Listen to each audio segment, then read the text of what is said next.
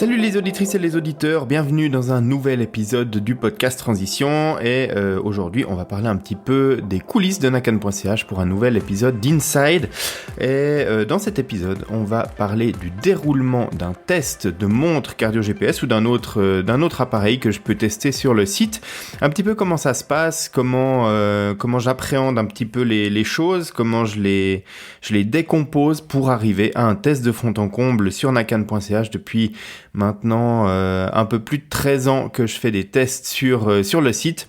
J'ai pris quelques routines et quelques habitudes, mais bien évidemment qu'il faut toujours avoir la même curiosité et un petit peu la même envie de découvrir les nouveautés et puis les choses qu'on connaît pas encore très bien sur des nouveaux appareils, et je vous explique tout ça dans ce podcast. Si vous aimez les podcasts et puis que vous appréciez ces épisodes, je vous encourage à aller sur votre plateforme sur laquelle vous écoutez en ce moment ce podcast, et puis de lui mettre une note, de laisser éventuellement un commentaire pour que je puisse savoir ce que vous pensez des épisodes, et puis éventuellement ce que vous aimeriez avoir plus ou moins dans le podcast. Si vous avez des idées, n'hésitez pas à les partager.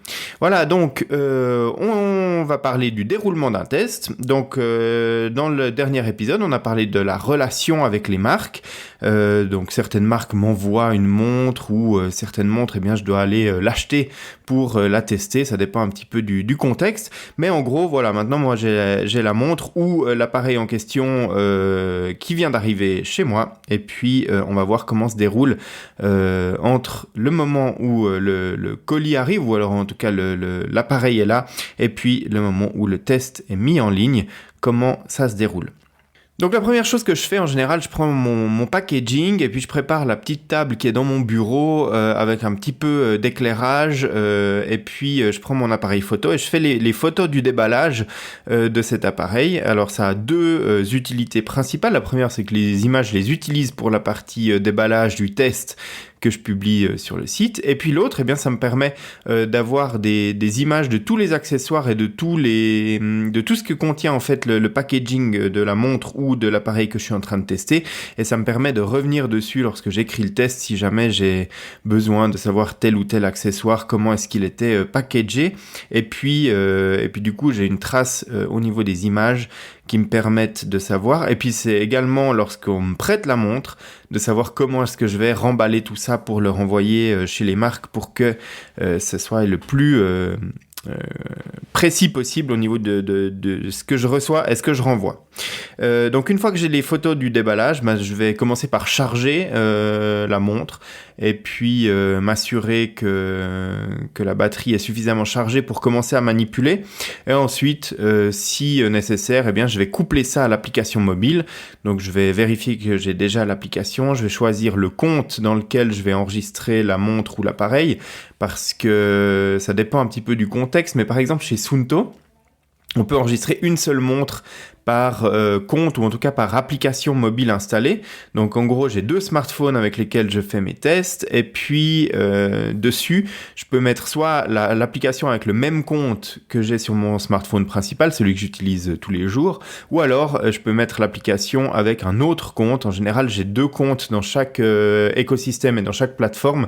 Pour celui que j'utilise personnellement pour faire mes tests, c'est quand même celui que j'utilise le plus souvent, mais j'ai un deuxième compte en général, et puis celui-là je l'utilise si je dois par exemple coupler 2 appareils de la même marque en même temps, ou que j'ai dépassé une limite, ou que j'ai besoin de comparer des données de montres qui sont dans 2 plateformes différentes.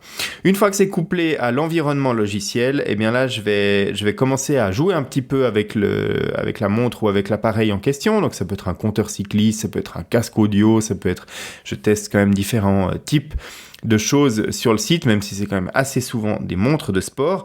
Donc je vais ouvrir, je vais aller dans les menus, je vais regarder les paramètres qui sont par défaut, ceux éventuellement que je veux changer pour le test, et puis voir un petit peu comment est structuré le menu, comment sont structurés les réglages des profils sportifs, les options diverses et variées dans les différents sous-menus, et puis éventuellement peut-être personnaliser un petit peu la montre si je compte l'utiliser un petit peu plus de temps que uniquement pour le test. eh bien, je vais mettre des indicateurs que je veux, moi, pour mes entraînements, avoir sous les yeux. Et puis, je vais commencer par faire 1 ou 2 sorties sportives avec cette montre ou cet appareil, et puis éventuellement un autre à côté sur lequel je vais continuer à enregistrer mes données pour mon propre entraînement, juste pour voir comment ça fonctionne, et puis vérifier que tout fonctionne bien. Mais ça, c'est pas des sorties sur lesquelles je vais prendre des photos ou que je vais enregistrer des données. C'est vraiment juste pour valider que tout est ok. Une fois que ces 2 ou 3 sorties sont faites, eh bien là, on va commencer une période d'à peu près 2 semaines pendant lesquelles je vais faire toutes les sorties comparatives. Donc là, en fait, chaque sortie, chaque entraînement de sport que je vais faire, je vais le faire avec cette montre ou ce compteur vélo, par exemple. Et puis, je vais enregistrer toutes les données, donc GPS, altitude, éventuellement fréquence cardiaque et d'autres. Et puis, je vais utiliser une montre de référence, qui sera pas forcément la même tout le temps, mais qui utilisera une ceinture cardio, peut-être un capteur Stride pour la mesure de la distance en course à pied, peut-être un capteur sur le vélo pour les mesures de distance, éventuellement si je fais du VTT ou en tout cas des activités où la mesure de distance peut être challengée sur le GPS. Et puis, tout ça, ça va me servir au comparatif de données que vous trouvez dans les tests. Alors en général dans les tests, je mets entre 2 et 4 comparatifs pour le GPS, entre 2 et 3 pour l'altitude, entre 2 et 4 pour la fréquence cardiaque. Mais ce qu'il faut savoir, c'est que pour chaque test, j'ai environ 8 à 10 comparatifs minimum que je réalise, plusieurs dans les mêmes disciplines. Et puis ensuite, je choisis ceux qui illustrent le mieux les conclusions que je veux amener sur le test en question, donc ce qui met le mieux en évidence le comportement général des capteurs. J'essaye absolument de pas biaiser le test, c'est-à-dire que si sur 7 activités sur 10 le capteur cardio a été bon, je vais clairement essayer de mettre en avant ce bon fonctionnement. Maintenant, s'il y en a une sur laquelle il y a quelque chose qui s'est mal passé, je vais essayer de comprendre, est-ce que c'est moi qui ai mal réglé quelque chose? Est-ce que mon comparatif avec la ceinture est mauvais tout simplement parce que la ceinture a mal enregistré les données? Et puis, si je suis convaincu que tout était en ordre, mais que le capteur a dysfonctionné à ce moment-là et que ça vaut la peine de le mettre en évidence, je vais le mettre dans le test. Si je pense qu'il y a trop de risques que ce soit une erreur de mesure et de comparaison, évidemment que je vais pas le mettre. L'objectif, c'est pas de mettre en évidence des choses fausses, c'est clairement d'aller le mieux possible renseigner sur le fonctionnement exact d'une montre. Après, un comparatif, on en parlera dans le prochain épisode de podcast, c'est toujours très subjectif, surtout sur la fréquence cardiaque, parce que c'est un échantillon de une seule personne, c'est-à-dire moi, qui fait le comparatif. C'est pas forcément représentatif exactement de comment ça marche en général. Mais ça, on en parlera dans le prochain épisode de Nakan Inside, comment je fais les comparatifs de données. Simplement là, ce qu'il faut savoir, c'est que sur un test, je vais passer à peu près 2 semaines pendant lesquelles je vais accumuler des données avec la montre ou l'appareil, et puis je vais les comparer à d'autres données. Une fois que ces 2 semaines sont passées, là je vais commencer à coupler des accessoires parce que pendant que je fais les comparatifs de données, évidemment que c'est que les capteurs de la montre qui vont entrer en ligne de compte. Ensuite, je vais faire des tests de fonctionnalités plus avancées. Je vais éventuellement coupler une ceinture de fréquence cardiaque, des capteurs pour la mesure de distance ou de cadence ou autre en course à pied, des capteurs de puissance à vélo, etc. Et puis faire des tests de fonctions plus avancées. Que ce soit pendant les 2 semaines de tests et de comparaison de données ou dans les semaines qui suivent où je vais faire des tests de fonctionnalités plus avancées, évidemment que j'essaie déjà d'accumuler beaucoup de photos et de vidéos sur l'appareil en question pour pouvoir ensuite commencer à illustrer le test en ligne et le test vidéo. Et puis, le test écrit commence au moment où je fais les photos de déballage. Je commence à prendre des notes ou à écrire carrément des paragraphes ou des chapitres du test au fur et à mesure que je teste les différents éléments. Donc, en gros, ça se découpe en 2 semaines de comparaison de données. Après, ça dépend aussi de la fréquence de mes entraînements. Par exemple, maintenant, au mois de novembre, je suis beaucoup moins en train de m'entraîner qu'en plein été quand j'ai des objectifs de triathlon ou de course à pied type marathon. Et donc, du coup, ça prend un peu plus de temps pour faire ces tests-là. Et puis, il y a certaines fois, il faut attendre aussi un peu plus longtemps Tout simplement parce que certains algorithmes nécessitent d'accumuler des données sur une période plus longue. C'est notamment le cas avec les montres, en particulier depuis qu'elles accumulent les données de variabilité de fréquence cardiaque, et certaines montres mettent entre 1-2 semaines pour afficher des données pertinentes après avoir accumulé un certain nombre de mesures, et donc du coup ça prend des fois un peu plus de temps. Alors maintenant que ces données sont plus ou moins standardisées sur les montres, il y a une astuce, en tout cas qui est valable chez Coros et puis chez Garmin, c'est de porter une montre Garmin autre ou une montre Coros autre que j'ai déjà chez moi en avance quand je sais que je vais acheter ou recevoir une montre pour test, et puis de commencer à accumuler les données sur les semaines précédentes, et comme ça quand je reçois le nouveau modèle, je sais qu'elle va récupérer l'historique qu'il y a déjà dans mon compte Coros ou Garmin, et puis continuer directement avec ces données-là sur la montre. Ça me permet de gagner du temps sur un test. C'est pas forcément tricher sur le test parce que les données, elles ont vraiment été accumulées à l'avance, et puis elles sont ensuite processées sur le nouveau modèle. Bien évidemment que je vais pas illustrer le test en ligne directement avec le premier jour les données de l'autre montre. Je vais attendre encore quelques jours, mais ça me permet des fois de gagner ces 2 semaines initiales où l'acquisition de données affiche rien sur la montre et il faut attendre pour avoir des données pertinentes qui s'affichent. Voilà, ça me permet de gagner un petit peu de temps. Et puis ensuite, je vais commencer à me concentrer vraiment sur la rédaction du test et puis à la structure de la vidéo que je veux réaliser sur le test, si je fais une vidéo en même temps. Et là, je vais choisir ce que je veux mettre en avant comme fonctionnalité, comme fonctionnement, et puis j'ai déjà une structure de base qui existe et que vous retrouvez dans quasiment tous les tests de fond en comble, que ce soit les compteurs cyclistes ou les montres sur le site. Mais là, je vais choisir si, par exemple, il y a quelque chose de particulier sur la cartographie ou sur les mesures physiologiques ou sur l'aide à l'entraînement. Et puis, je vais voir si je mets ça en avant dans le test. Et puis développer tout ça, vérifier que j'ai bien les images qu'il me faut pour illustrer toutes les parties du test. Et puis commencer à mettre en place vraiment tout le texte et puis la structure de ma vidéo.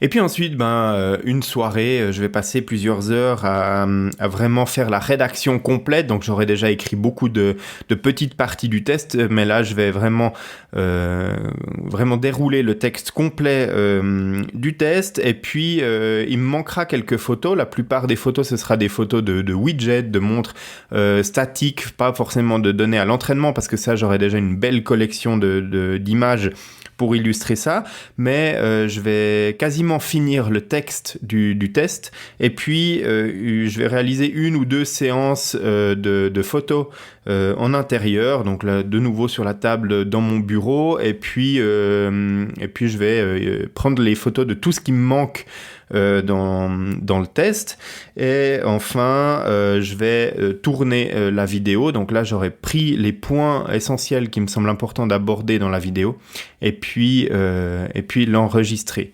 Et ensuite, pendant le montage de la vidéo, là aussi peut-être qu'il va me manquer, et d'ailleurs il m'en manque souvent, des images d'illustration, parce que il faut savoir que pour une vidéo qui dure 10 minutes, il faut vraiment beaucoup de petites parties vidéo tournées à l'extérieur et en intérieur pour avoir de quoi illustrer suffisamment la vidéo.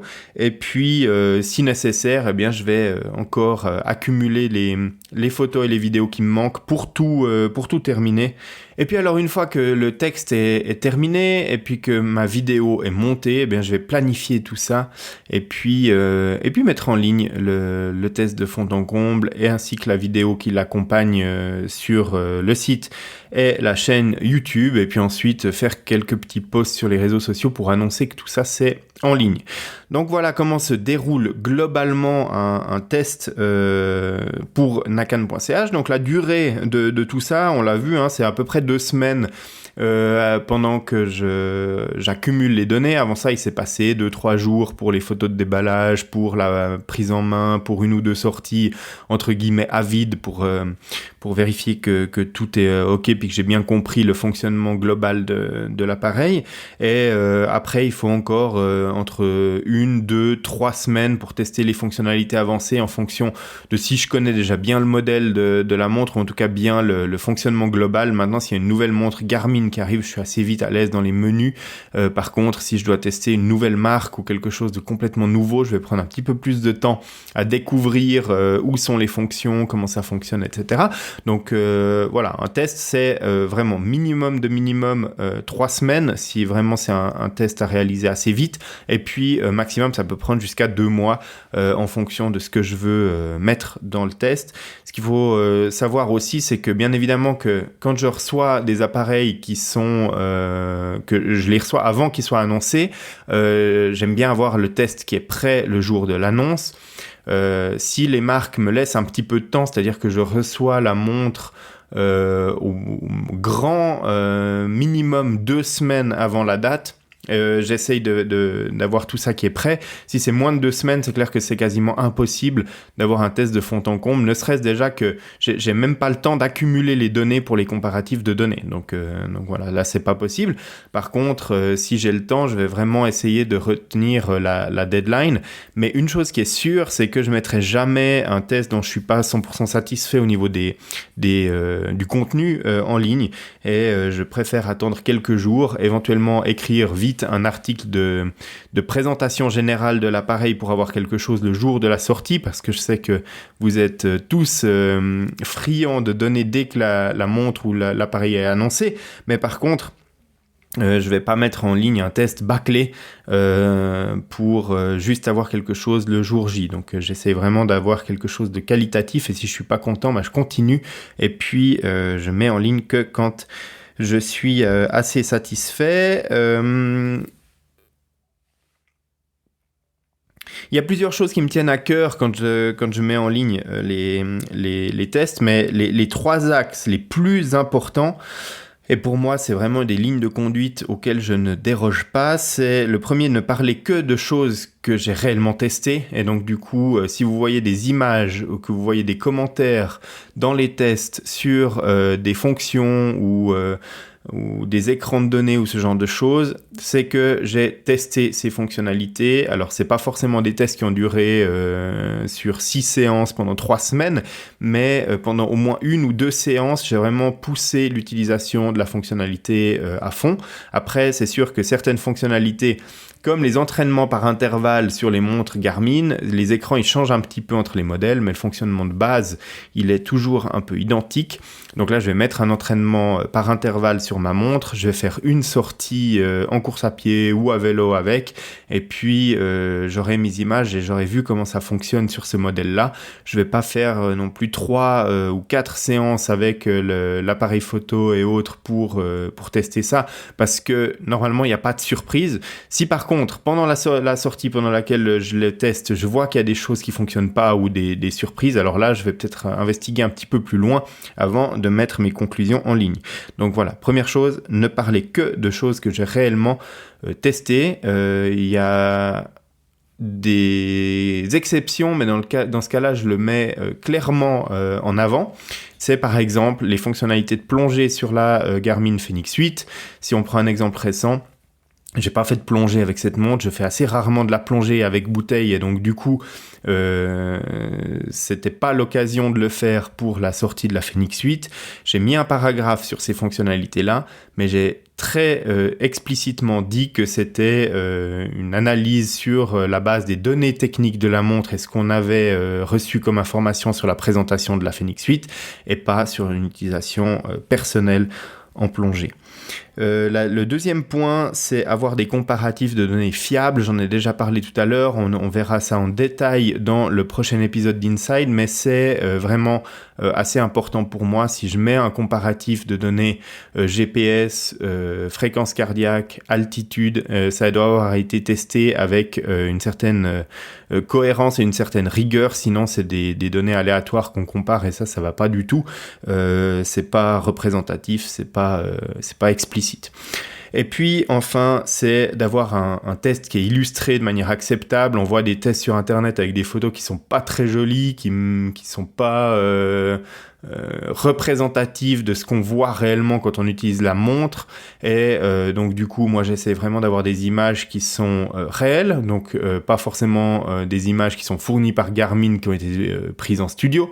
C'est des photos que je prends moi un maximum sur mes tests, mais aussi des photos de bonne qualité, parce que je trouve que c'est quand même plus joli d'avoir des photos avec une belle luminosité, ou alors en tout cas un éclairage correct, et puis pas des reflets de partout sur les verres. Parce que le reflet, c'est quelque chose qui est très très sensible quand on prend la photo, mais qu'on voit beaucoup moins dans la vraie vie quand on regarde avec son œil humain le verre de sa montre, et donc du coup ça donne pas un rendu réel de ce qu'on voit sur la montre en vrai. Et donc c'est très difficile d'exprimer exactement ce qu'on voit en vrai, mais j'essaye de le faire le mieux possible. Une fois que tout ça c'est bon, j'ai validé mes tests, j'ai validé les comparatifs de données, j'ai des images acceptables à mettre en ligne, eh bien je mets mon test en ligne, et puis je mets la vidéo si on a une.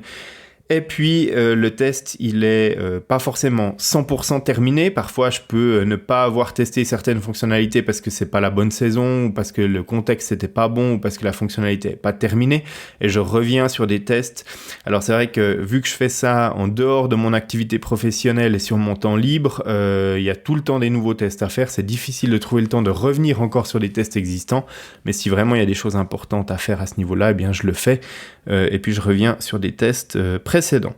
Et bien évidemment qu'on se remet toujours un petit peu en question quand on fait ce genre de choses, et on se pose la question de savoir, mais comment est-ce que je peux encore améliorer cette partie test sur le site à l'avenir? Et pour répondre à cette question, j'ai déjà quelques axes de travail pour les prochains tests et les prochaines vidéos que je vais mettre en ligne.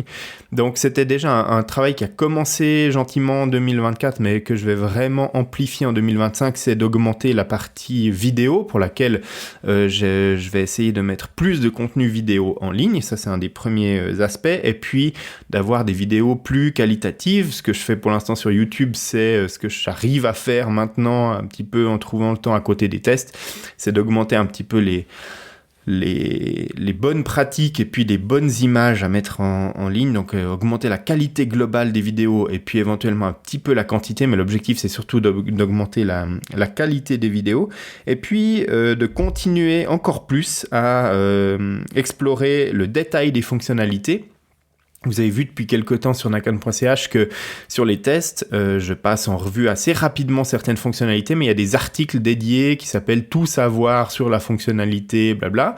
Et là, je vais augmenter le nombre de ces articles pour faire des tests plus complets, mais aussi ne pas devoir revenir à chaque fois sur certaines fonctionnalités qui sont maintenant présentes sur quasiment toutes les montres, en tout cas chez différentes marques. Par exemple, chez Garmin, j'ai pas envie d'écrire un paragraphe complet à chaque fois sur le body battery parce qu'il est présent sur 100% des montres de Garmin. C'est d'avoir un lien vers l'article Tout savoir sur le body battery de Garmin, et puis toutes les informations, éventuellement mettre à jour continuellement ces articles-là, mais ne plus avoir à écrire à chaque fois des articles complets avec revenir à chaque fois sur les fonctionnalités qui sont communes à toutes les montres. Et ça va continuer en 2025. Je vais essayer de mettre l'accent aussi sur ce type d'articles qui m'aident à gagner du temps sur le déroulement des tests de fond en comble, et puis qui vous donne à vous plus d'informations quand une nouvelle montre arrive, parce que le body battery d'une Fenix 8, il a rien de très différent du body battery d'une Fenix 7. C'est inutile pour moi de réécrire l'intégralité de tout ça, c'est inutile pour vous de le relire intégralement si vous savez ce que c'est body battery, donc là le but c'est d'aller au plus efficace. Donc voilà comment se déroule un test sur nakan.ch, j'espère que j'aurai été complet et que j'aurai répondu aux éventuelles questions que vous vous posiez là-dessus. Bien évidemment, si vous avez d'autres questions et puis que vous avez d'autres points sur la face cachée de nakan.ch ou d'autres questions que vous vous posez, eh bien n'hésitez pas à les poser dans les commentaires de l'article qui concerne cet épisode sur le site ou sur les plateformes de podcast. Mettez des étoiles aussi à cet épisode ou au podcast sur les plateformes si vous l'appréciez. Moi, ça m'aide à faire connaître aussi le podcast Transition. Je vous retrouve exceptionnellement la semaine prochaine. On augmente un tout petit peu la cadence parce que ces derniers temps, j'ai mis moins d'épisodes en ligne que ce qui était prévu. On se retrouve la semaine prochaine avec un nouvel épisode du podcast Transition. Je vous souhaite une très belle semaine, de très bons entraînements. Profitez d'être à l'extérieur et de vous entraîner. À la semaine prochaine.